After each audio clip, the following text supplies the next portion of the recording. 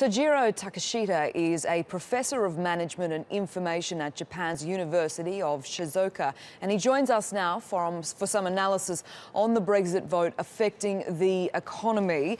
Good to have you with us. Who would you say is the worst off in this situation in terms of the Asian markets, or the UK, in fact? Yeah, well, I think it's definitely UK, but it's just going to involve everybody else. Japan, for example, is now scratching their head, in fact, burying their head, considering the fact that they have to deal with all the turbulences to come or the uncertainty for the next couple of years. Look at the volatility in the foreign exchange market as well. So it's becoming very, very difficult to how to determine their policies, how they're going to change their strategies. All these things are still unclear. This ambiguity itself is a very, very negative thing for many of these companies who loves to avoid uncertainty.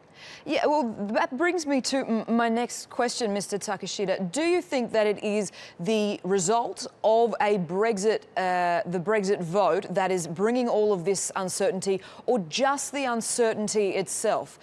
In other words, is this likely to settle down?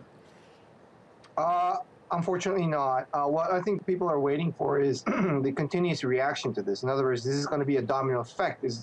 Are we going to the same thing in other countries, including France and Spain? And will the bilateral negotiation with the UK to many of these countries, is it going to go smooth? Obviously not. And obviously, what's going to happen to the financial standings or the position of London?